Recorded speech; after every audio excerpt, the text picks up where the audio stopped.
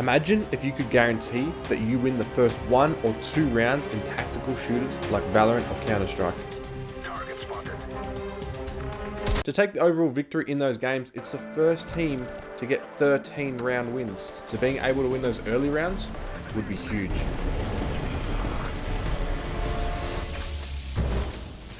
I watched CS2 esports the other week and wow, I am bad. I didn't even know the starting round pistols could be that good. You see, the idea with these competitive shooter games is that both teams start off with just a pistol and limited money. You get more in-game currency for winning rounds, and with that, you can upgrade to better weapons, grenades, and equipment. So going back to the first and second rounds, it's super important to get the momentum early and clutch the wins so you can get a head start into upgrading your loadout and guns. This is where it all goes wrong for me. I've just never been confident with the starting guns. I just always overlooked them and wanted to just get to the more powerful ones. So, for the next 7 days, I'm dedicating myself to improving, beginning with the innocent, not very powerful Glock and working my way to the mini sniper rifle, one-tap headshot ace machine, the Desert Eagle. I'll use nothing other than these terrible, weak weapons and be in situations where I'm completely outmatched. I'm forcing myself to become better, and if I don't learn fast, well, this is going to be absolute misery. We load into the map called Mirage. The pistol I have here is the T-side starting gun, the Glock. A higher ammo capacity in each magazine but slightly less damage means the attacking side, or T-side, is able to get more rounds out compared to the defending side's weapon. This is where it all started falling apart. In the first 5 minutes, and against the most basic computer-controlled bots. You see, I wasn't getting owned by beginner-level bots. Well, not completely. Okay, I was. But mostly, I discovered I had a bad habit. A terrible one at that. Something that would make sure that I would come out as a loser in any battle I would get myself into. I was shooting too fast. It was so simple, but I just hadn't given it any notice until now. This game is about accuracy, with the guns doing more damage every time you are able to hit them in the head. So one of the most crucial parts of the whole game is just that, making sure you are accurate with every shot and hit them in the head. But here I am rushing shots, spamming the fire button, letting the stress of the gunfights ruin my ability to have good aim. But I wasn't going to keep these bad habits. This was the whole reason I wanted to start making this video. I had to pinpoint where I was going wrong and fix it. And Bot Ferris was going to force me to change these habits. I had my foundation. I knew what I had to do, so I went into another game. No more spamming, no more rushing shots. I even tested the same more thoughtful and precise technique with another gun, the 5.7. A higher power pistol, but one thing that it does kind of share with the Glock is the big magazine. I just wanted to see what would happen if I applied this new technique to other pistols. Would slowing down and aiming for the upper body of the enemy work for the 5.7? Yes. Yes it would. This was starting to feel better. And I was motivated to teach this Bot Ferris a lesson. He didn't even know what he had coming. It was time to put my new skills on the attacking side's Glock to the test. I jumped into a proper game against other players. My focus was on trying my hardest with smokes, flashbangs, and any other way I could disrupt the enemy in order to take them out with my single pistol. I'd be completely outmatched because they can use any weapon they like, including automatic machine guns. It would be a true test for me. I wouldn't be able to waste my bullets and then sit there and reload. These other players wouldn't be like the computer-played bots of deathmatch practice before. No. These are real players. In a casual game, sure, which is more relaxed, but they're not going to sit there and hang around and let me practice on them. I would have to take them out before they eliminated me. Holding off the entrance to the bomb site in the skinny corridor, it was almost a sure thing that the last enemy or two would head down this way. I popped my head out from behind the stairs, and the first gunfight was a win. The thing is, he probably had a pistol too, and from round 3 onwards, that wouldn't be the case. It was a simple game, no real strategy, which was exactly what I needed for the first proper challenge of this week, forcing myself to use pistols. I did get annihilated by an AUG, but we were getting the round wins. I had a thought. I had seen it before and just remembered. The Glock has a 3-round burst mode, an alternate fire. Normally you can't take a player out on the other side with just one shot from the Glock. It's not that powerful, but it does have a lot of bullets. So this could be the trick that launches me up the leaderboards. I imagined how easy it would be to eliminate people with just one quick button press burst from your pistol. I put it into alternate fire for this round, and the most perfect opportunity appeared. I had snuck into a corner. Everyone was outside, stuck into the action. I had gotten behind the enemy. All I had to do was pounce out from the corner, and bam! They would not see it coming. It was perfect. I stepped out.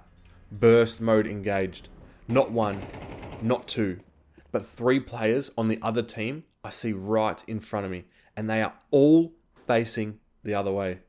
They have no idea of the ultimate power I'm about to unleash. Point blank range. I take aim, and bam! I hit shoot. But this burst fire mode, well, it sure does kick up a lot more than I ever thought it would. My fancy trick that I thought I'd worked out, it wasn't very good at all. That was my most embarrassing moment yet. I promised to myself that I would never use burst fire mode again. It was time to step up to an even more difficult pistol. A lower amount of shots, so missing was much worse. It feels slower, even though it is still a pistol. It's a lot different to the Glock from before. And even more crucial is your aim, something that I still had to step up with. Because in early rounds, when the other team has no head armor on, this defending side's USPS can be a one-tap headshot kill.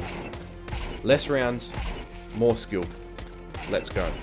The ability that some people have to hit headshots at distance with this defending side pistol, or CT side, I just didn't seem to have. I stuck it out.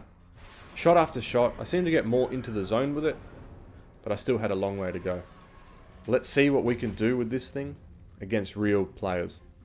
Win after win after win for the other team on the map called Vertigo. We were being completely destroyed. Any progress that I had made in the deathmatch previously was lost, I felt.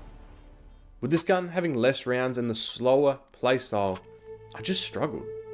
I got wrecked again, and wrecked some more.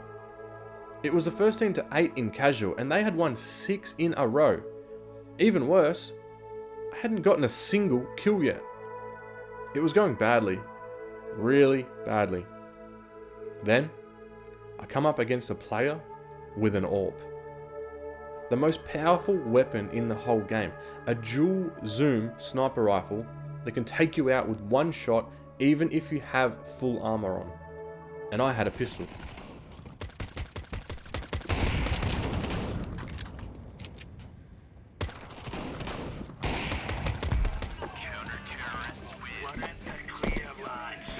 But I actually got him.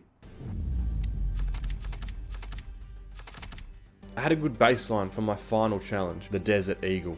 You see, this thing is like a mini sniper rifle. One shot headshot even if they have armor on. But heavy recoil, slower shots, loud. It's a whole new level of skill with this pistol because it is so powerful. A game changer if you have the skill to use it. This is what motivated me to start this whole challenge in the first place. It was watching what really good players could do with this weapon I was about to try. It was time for the Deagle. It was hopeless. If the other pistols were difficult to use, then you could call this thing nearly impossible. I had to get good at it. But how? It was time for me to properly focus and see if I can work this Deagle out. I downloaded a custom-made workshop map. I needed something new, a fresh way to learn. More targets, more shots, faster learning. It started off rough, but slowly a flow started to develop. At times, it felt like I knew what I was doing, but then I would miss and miss again. The consistency had to develop, so I kept on pushing through the practice lanes. I had put in the time. Now, I was ready to put myself through the most ruthless way of learning. Jumping into a game. But not like a casual I had done previously. I wanted to learn the hard way.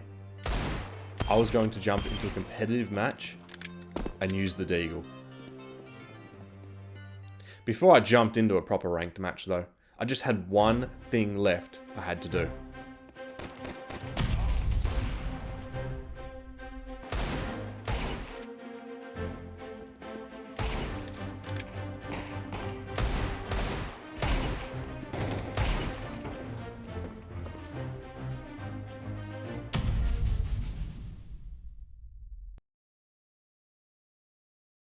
Round 1, off to a rough start. Did you just see me get one tapped?